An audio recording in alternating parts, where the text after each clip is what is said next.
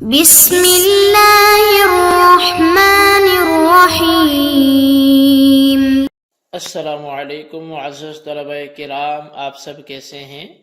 آج ہم نور الانوار کے سبق نمبر 47 کو پڑھیں گے، اور آج کے سبق کا عنوان ہے تفریع سابقہ بیان، یعنی 7ویں تفریع کا بیان۔ آج کے ہمارے سبق کی عبارت وکان المہر مقدرا شرعا غیر مضاف سے شروع ہوتی ہے۔ آئیے سب سے پہلے عبارت پڑھ کے اس کا ترجمہ کرتے ہیں، اس کے بعد باقاعدہ وضاحت کی طرف بڑھتے ہیں۔ مصنف علیہ رحمہ لکھتے ہیں وَكَانَ الْمَهْرُ مُقَدَّرًا شَرْعًا غَيْرَ مُضَافٍ إِلَى الْعَبْدِ، فرمایا کہ اور مہر شرعی طور پر مقدر ہے، بندی کی طرف منسوب نہیں ہے۔ عطف علی ما سبق وتفریع علی حکم الخاص، اور یہ جملہ بھی سابقہ جملہ پر معطوف ہے اور خاص کے حکم پر تفریع ہے۔ ای وَلِأَجَلٍ أَنَّ الْعَمَلَ بِالْخَاصِ وَاجِبٌ لَا يَحْتَمِلُ الْبَيَانَ كَانَ الْمَهْرُ مُقَدَّرًا مِنْ جانب الشرع غیر مضاف تقدیرہ إلى العباد۔ اس کا مطلب یہ ہے یعنی کہ خاص کے یعنی اس وجہ سے کہ خاص پر عمل کرنا واجب ہے اور بیان کا احتمال نہیں رکھتا، مہر شارع کی طرف سے مقدر ہوگا، بندوں کی جانب اس کا مقدر کرنا منسوب نہیں ہوگا۔ وَبَيَانُهُ أَنَّ تَقْدِيرَ الْمَهْرِ عِنْدَ الشَّافِعِيِّ مُفَوَّضٌ إِلَى رَأْيِ الْعِبَادِ وَاخْتِيَارِهِمْ۔ بس اس کی تفصیل یہ ہے کہ بے شک جو مہر کا مقرر کرنا امام شافعی کے ہاں وہ بندوں کی رائے کی طرف موقوف ہے، ان کے سپرد ہے اور ان کے اختیار پر وہ موقوف ہے۔ فَكُلُّ مَا يَصْلُحُ ثَمَنًا يَصْلُحُ مَهْرًا عِنْدَهُ، بس امام شافعی کے ہاں ہر وہ چیز جو بے میں ثمن بن سکتی ہو وہ مہر بھی بن سکتی ہے۔ وَعِنْدَنَا وَإِنْ كَانَ لَا يُقَدَّرُ فِي جَانِبِ الْأَكْثَرِ لَكِنْ يُقَدَّرُ فِي جَانِبِ الْأَقَلِّ وَهُوَ أَلَّا يَكُونَ أَقَلَّ مِنْ 10 دراہم۔ اور ہمارے نزدیک یہ ہے کہ اگرچہ اس کی اکثر جو جانب ہے وہ تو بیان نہیں کی گئی، یعنی جو زیادتی والی جانب ہے، لیکن اس کی جو اقل مقدار ہے اس کو بیان کیا گیا ہے، اور وہ یہ ہے کہ مہر 10 دراہم سے کم نہ ہو، عملاً بقولہ تعالی قد علمنا ما فرضنا علیہم فی ازواجہم وما ملکت ایمانہم، اس آیت پر عمل کرتے ہوئے کہ قد علمنا ما فرضنا علیہم، کہ ہمیں تحقیق علم ہے جو ہم نے ان پر مقرر کیا ان کی زوجاؤں کے معاملے میں۔ ای قد علمنا ما قدرنا علیہم فی حق ازواجہم، یعنی تحقیق ہم نے جان لیا اس چیز کو جو ہم نے ان پر ان کی ازواج کے حق میں مقرر فرمایا۔ وہو المہر، اور وہ جو مقرر کیا ہے وہ مہر ہے۔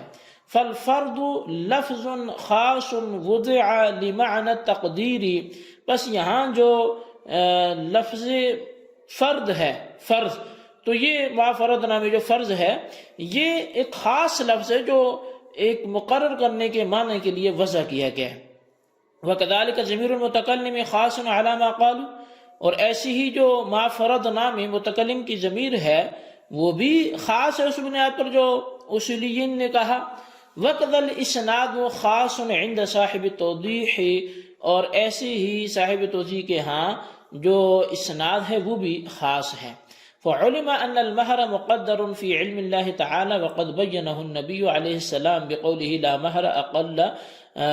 مہر اقل من 10 دراہم، اور یہ کہ جانا گیا کہ مہر جو ہے وہ اللہ تعالیٰ کے علم میں وہ مقرر کردہ ہے، اور اس کو نبی علیہ السلام نے بیان کر دیا اپنے اس فرمان سے کہ 10 دراہم سے کم مہر نہیں ہوگا۔ وَقَذَا نُقِيسُهُ عَلَى قَطْعِ الْيَدِ لِأَنَّهُ أَيْضًا عِوَضُ 10 دراہم، اور ایسے ہی ہم اس کو قیاس کرتے ہیں ہاتھ کے کاٹنے پر، اس لیے کہ وہاں بھی ہاتھ کا جو کاٹنا ہے وہ 10 دراہم پر موقوف ہوتا ہے، اسی کے اعتبار کیا جاتا ہے۔ فَالتَّقْدِيرُ خَاصٌ وَإِنْ كَانَ الْمُقَدَّرُ مُجْمَلًا مُحْتَاجًا إِلَى الْبَيَانِ، بس یہاں مقرر کرنا یہ خاص ہے، اگرچہ اس مقرر کردہ کی تفصیل وہ مجمل ہے اور محتاج بیان ہے۔ وَهَذَا فِي اصطلاح الفقهاء، اور یہ فقہاء کی اصطلاح میں ہے۔ وَأَمَّا فِي اللُّغَةِ فَهُوَ حَقِيقَةٌ فِي الْإِيجَابِ وَالْقَطْعِ، بہرحال لغت کے اعتبار سے اگر دیکھیں تو یہ تو واجب کرنے میں اور ہاتھ کاٹنے میں حقیقت ہے. ولہذا قال الشافعی ان الفرض ها هنا بمعنى الایجاب بقرینۃ تعدیتہ بعلی. یہی وجہ ہے کہ بے شک امام شافعی نے فرمایا کہ بے شک یہاں جو فرض ہے یہ بمعنی ایجاب کے ہے، اس کے علا کے ذریعے متعدی ہونے کے قرینے کے ساتھ.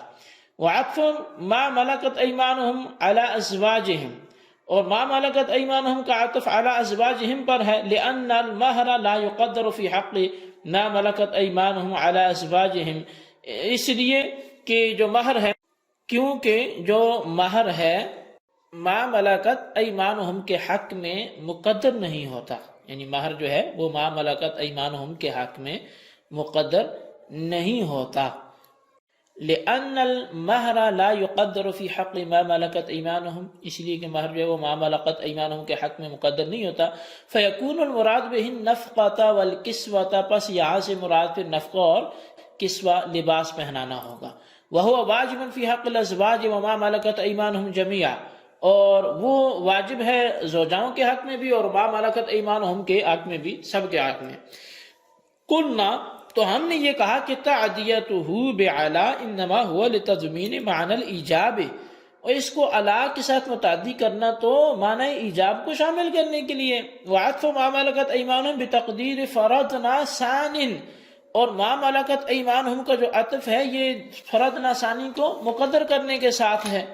اور ای وما فرضنا علیہم فی ما ملکت ایمانہم، یعنی کہ ہم نے جو فرض کیا ان پر اس معاملے میں جو ما ملکت ایمانہم، علی ان یکون ھذا بمعنی اوجبنا، یہ اس شرط پر کہ وہ اس معنی میں ہو کہ ہم نے واجب کیا. والاول بمعنی قدرنا ھکذا قالوا، اور پہلا قدرنا کے معنی میں ہے، اسی طرح فقہاء نے فرمایا.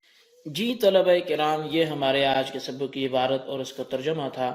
اب آئیے اس کی کچھ وضاحت کی طرف بڑھتے ہیں.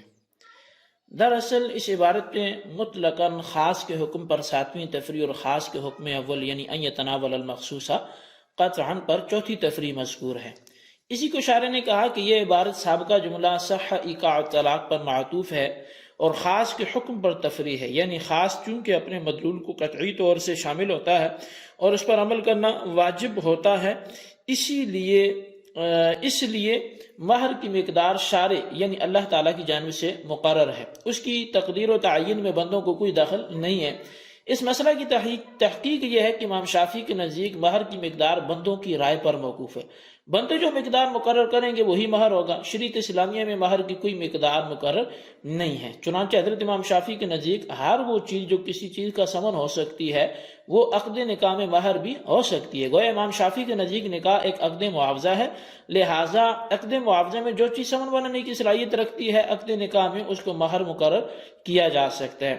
اور ہمارے نزدیک شارع کی جانب سے مہر کی زیادہ سے زیادہ مقدار اگرچہ مقرر نہیں ہے لیکن مقدار اقل وہ مقرر ہے، اور مقدار اقل 10 درہم ہے، یعنی مہر کی کم از کم مقدار 10 درہم ہے، اس سے کم مہر کی کوئی مقدار شرعاً معتبر نہیں ہوگی.